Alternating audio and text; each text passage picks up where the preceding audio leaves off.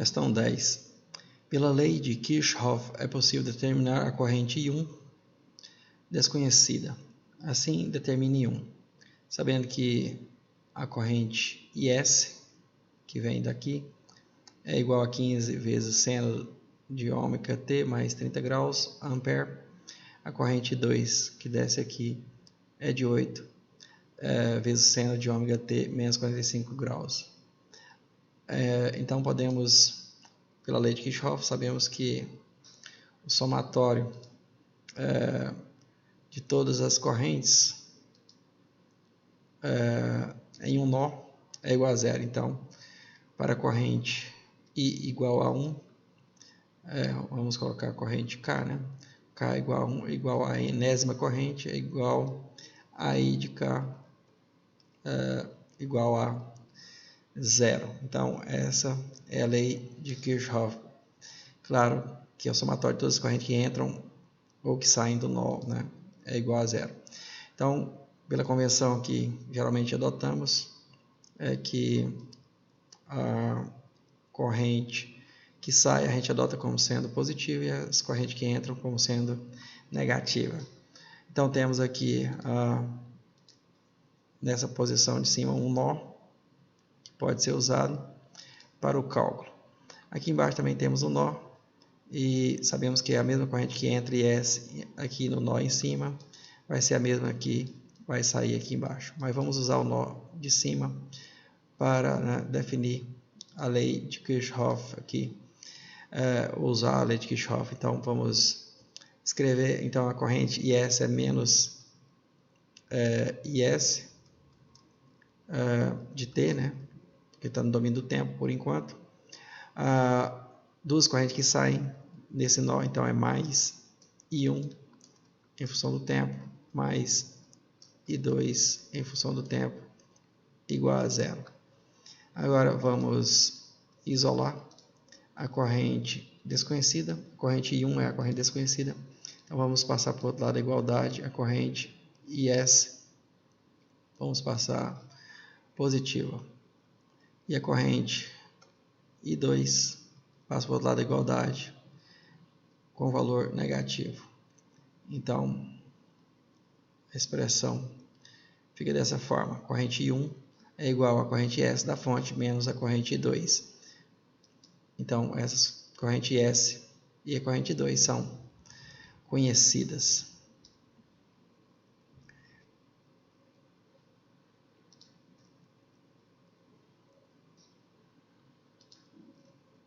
Então, vamos agora transformar na forma fasorial essas mesmas correntes para que possamos, né, calcular o valor, né, da corrente desconhecida. Então, a forma fasorial vai ser I1 na forma fasorial, escrita aqui em maiúsculo, IS em maiúsculo, menos I2 em maiúsculo.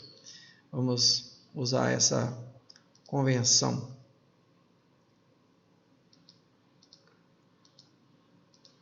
Vamos usar essa convenção para calcular. Na forma fasorial, a corrente I1, vamos copiar aqui para baixo. Na forma fasorial, vamos colocar a corrente, primeiro, né, a corrente, convertendo na forma fasorial as correntes, IS e a corrente I2.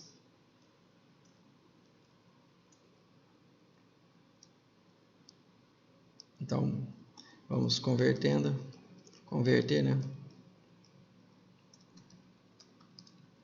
na forma fasorial as correntes IS em função do tempo e a corrente I2 em função do tempo. A conversão, então, consiste no seguinte. Claro que aqui não é necessário converter para a forma fasorial RMS, basta fazer uma forma fasorial de amplitude, que é suficiente para, né, obter a corrente desconhecida I1. Então, vamos escrever a corrente IS primeiro na forma fasorial, então é igual a 15 e o ângulo de 30 graus. Para converter as duas correntes na forma fasorial, as duas têm que estar no mesmo tipo de função. Se as duas as duas devem estar na função seno ou as duas no cosseno. Se uma tiver em uma forma diferente, tem que ser convertida, né?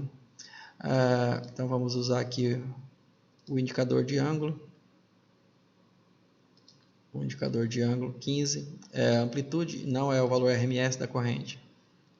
Então vamos usar aqui Geometry, aqui o indicador de ângulo. Vamos usar 30 graus aqui para indicar a corrente IS. A corrente agora I2, podemos escrever da seguinte forma: tem amplitude de 8 e ângulo menos 45 graus. Pronto, estão na forma fasorial, que é uma forma de número complexo, né? Agora vamos substituir na expressão obtida aqui da corrente 1. Então vamos substituir a corrente 1, vamos substituir aqui embaixo. Então fica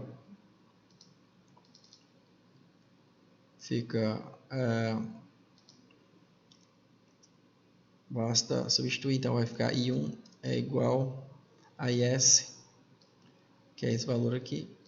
Vamos tirar essa unidade de ampere aqui para facilitar os cálculos. Vamos deixar o ângulo. Vamos somar essas correntes, né? Subtrair, na verdade, as correntes. Então vamos subtrair aqui menos I2. Então esse é 8 amperes, ângulo 45 graus. Agora, os números polares estão na forma polar e não na retangular. Esses números complexos devem ser escritos na forma retangular. Então fica I1 é igual. Então vamos converter o número 15, ângulo 30 graus, na forma retangular. Vamos usar a calculadora aqui. Então vamos escrever aqui Shift, Pol. Vamos escrever 15, ângulo, Shift, vírgula, para colocar o ângulo. Então escrevemos o ângulo 30 graus e fechamos aqui e damos Enter, ou apertamos igual. Então ele já está na forma polar, na verdade. Vamos converter na forma retangular. Então vai ficar Shift, a forma retangular tem que ser REC, né?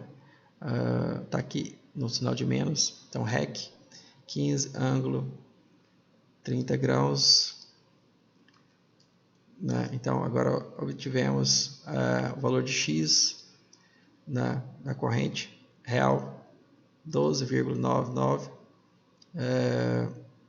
Talvez é mais ou menos, vamos ver aqui, né? O YJ 7,5, que é a corrente complexa, né? Então essa aqui é a primeira corrente. Agora vamos calcular a segunda corrente, menos, abrir o parênteses, né? Para calcular na forma retangular a corrente de 8 amperes, ângulo menos 45 graus. Então vamos calcular aqui.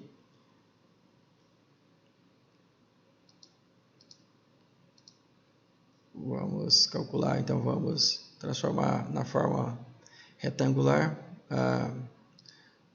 Shift, REC, então 8, ângulo menos 45 graus.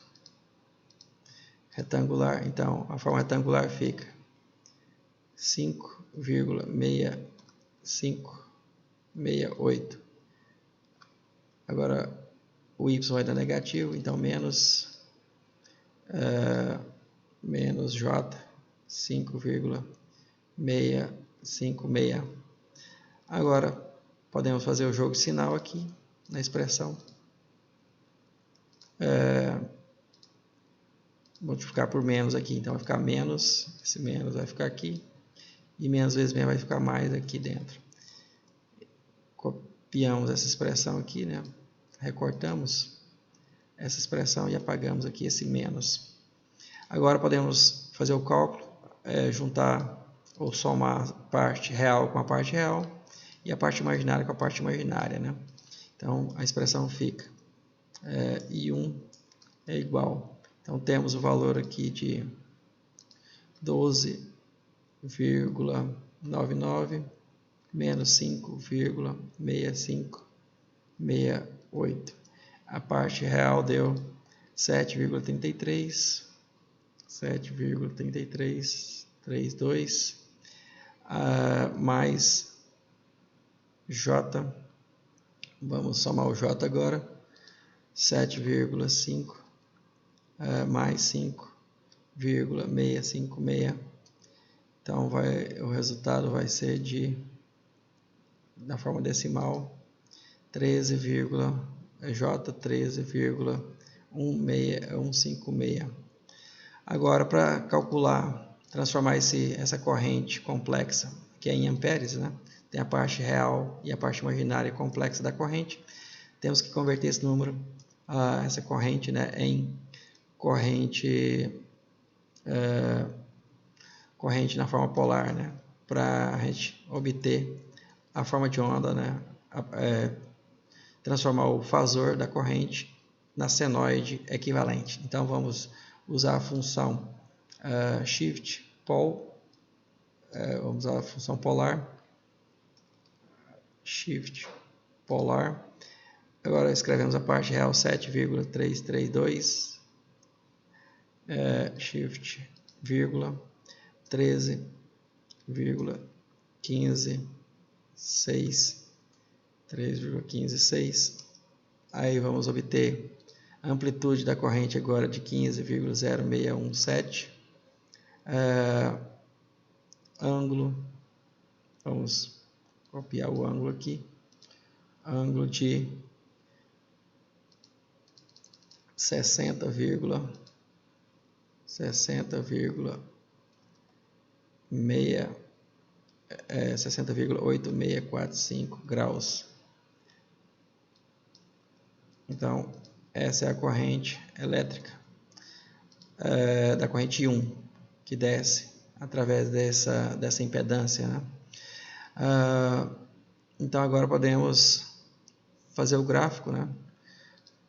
Transformar isso aqui agora do fasor para a função senoidal. Então, vai ficar a amplitude aqui e o ângulo, então, vai ficar vezes